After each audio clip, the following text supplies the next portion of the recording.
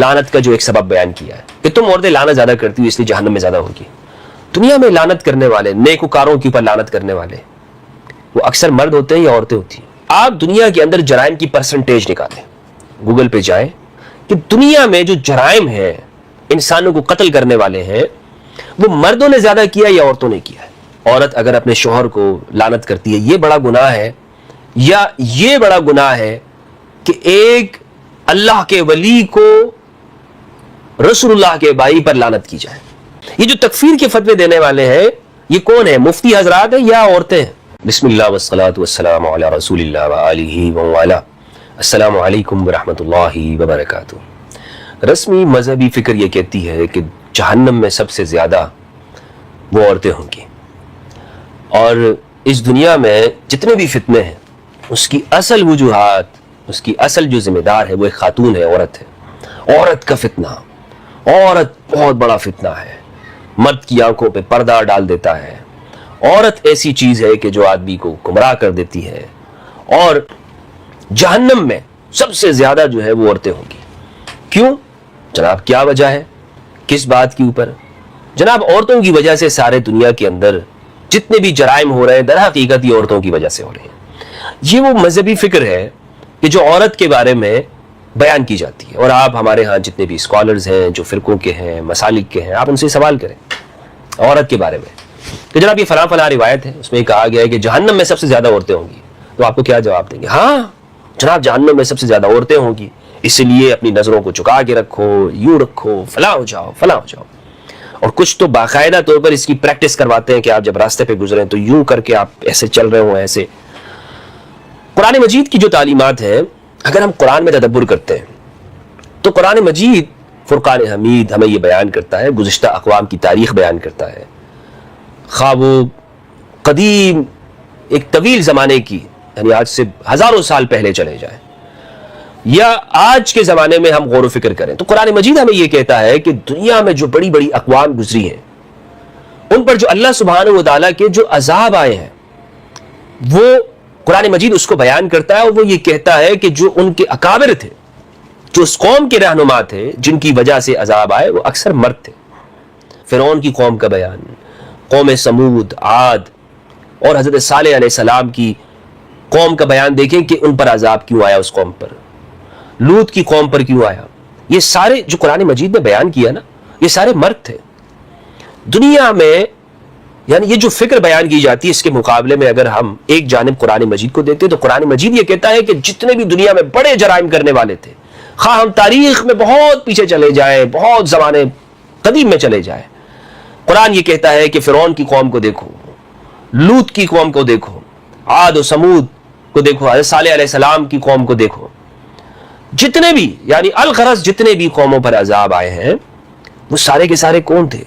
ان کے کبراء، ان کے اکابر، ان کے سادہ، ان کے جو لیڈرز تھے وہ خواتین تھی. وہ کون لوگ تھے؟ بلکہ قرآن مجید نے تو جو یمن کی ملکہ ہے، جو خاتون تھی، اس کی تعریف کی ہے، اس کی دانش کی، اس کی حکمت کی، کہ وہ حضرت سلیمان علیہ السلام کے ساتھ جنگ نہیں کی اس نے، بلکہ اس نے مصالحات اختیار کر لی اور بات کو مان لیا. تو یعنی اس نے دانش مندی کے ساتھ فیصلہ کیا اور اپنی پوری قوم کو بچا لیا، پوری قوم کو. قرآن عورت کی تعریف کر رہا ہے، لیکن دوسری جانب ایسے بادشاہ گزرے، ایسے سلاطین گزرے، ایسے حکمران آئے ہیں کہ جنہوں نے اپنے فیصلوں کی وجہ سے پوری قوم کو لے ڈوبا اور پوری قوم کے اوپر عذاب آیا. یعنی دنیا میں آج بھی ہم یہ دیکھیں، ایک طرف تو یہ لاجک بیان کی جاتی ہے کہ خواتین وہ سب سے زیادہ جہنم میں ہوں گی. کیوں؟ اس لیے کہ دنیا میں ان کی وجہ سے جرائم ہے. مجھے آپ بتائیے دنیا میں جتنی بھی آج کی تاریخ تک جتنی بھی جنگیں ہوئی ہیں، جتنی بھی ہوئی ہیں، زمانے قریب کی ہوں یا زمانے بعید کی ہوں، لڑنے والے کون ہیں؟ آغاز کرنے والے، سٹارٹ لینے والے، لوگوں پر ظلم و ستم کرنے والے کون ہیں؟ سارے مرد ہیں. آپ تاریخ کا جائزہ اٹھا لیں، تاریخ کو پڑھیں. دوسری جنگ عظیم کیا عورتوں نے کی ہے؟ پہلی جنگ عظیم کس نے کی ہے؟ اور ہیروشیما ناگاساکی پر بم گرانے والے وہ کون لوگ تھے؟ کیا وہ عورتیں تھیں؟ لاکھوں ملینز لوگوں کا قتل عام کرنے والے، اور آج بھی جو جنگیں ہو رہی ہیں کیا یہ عورتیں کر رہی ہیں؟ دنیا میں جتنے جرائم ہیں، انسانیت کا قتل ہے، اللہ سبحانہ و تعالیٰ نے ظلم کو سب سے بڑا گناہ قرار دیا. اور ظلم کرنے والے کون ہیں اس دنیا میں؟ جائزہ تو لیجئے, ذرا تاریخ پہ نظر ڈالیے, اپنے حقائق پہ دیکھیے, معروضی صورتحال میں دیکھیے. انسانوں کو بے دریغ قتل کرنے والے, جرائم کرنے والے مرد آپ کو ملیں گے, لیکن نہیں, اس فکر نے بتایا عورت ہے, اصل مجرم عورت ہے. کیوں ایسا کیوں کیا؟ ایسا اصل میں اس لیے کیا ہے کہ یہ جو یعنی ایک پورا طبقہ ایجاد کیا گیا اس زمانے کے اندر, اموی زمانے میں, اور اس زمانے میں کہ جب اس دور حکومت کی جانب سے باقاعدہ فقہ لکھی جاتی تھی, باقاعدہ مسالک تیار ہوتے تھے, علماء کو تیار کیا جاتا, ایسے واعظین کو تیار کیا جاتا تھا کہ جو لوگوں کو رلاتے تھے. ان کا کام صرف یہی ہوتا تھا کہ وہ لوگوں کو بیٹھے اور جھوٹی کہانیاں بنائیں. ایسے واعظین بنائے جاتے تھے کہ جو اصل جو علماء ربانیین ہیں ان سے لوگوں کو دور کیا جائے.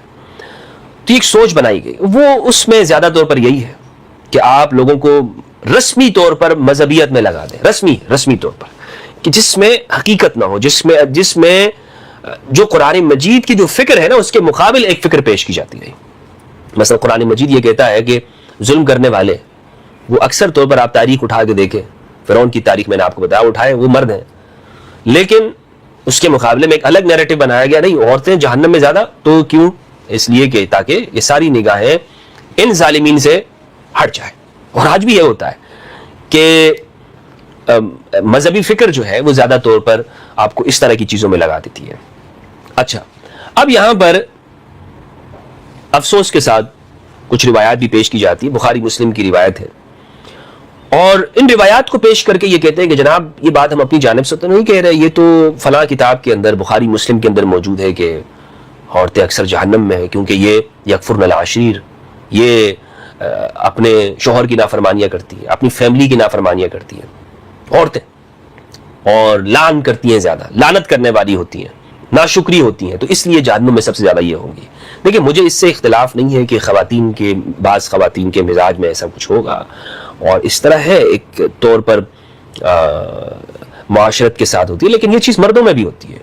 مرد بھی کبھی مطمئن نہیں ہوتا, مرد بھی وقتی طور پر ایک چیز پر راضی ہو جاتا ہے, لیکن بعد میں وہی مرد خاتون کو تانا دینے والا ہوتا ہے. اس میں دونوں طرف سے برابری ہوتی ہے. کئی مرد آپ کو ایسے مل جائیں گے, یہ جیلیں جو بھری ہوئی ہیں جو مردوں سے, تو یہ کن جرائم کے اوپر ہوتی ہیں؟ بیگمات سے خوش نہیں ہوتے, لعن طعن کر رہے ہوتے ہیں. ایسی کئی عورتوں کے معاملات آپ کے سامنے آئیں گے کہ جو بیچاریاں اپنے شوہر کے ساتھ ہر حالت کے اندر وہ خوش ہوتی ہیں, وہ گزارا کر رہی ہوتی ہے, لیکن مرد پھر بھی یہ کہتا ہے کہ یہ خاتون ایسی ہے, یہ ایسی ہے, یہ ایسی ہے. تو ایسی عورتیں ہیں. تو یہ معاملہ دونوں جانب سے ہوتا ہے. تو ایسی عورتیں بھی ملیں گی کہ جو ناشکری ہوتی ہیں, اور ایسے مرد بھی ہمیں سوسائٹی میں نظر آتے ہیں کہ جو ناشکرے ہوتے ہیں.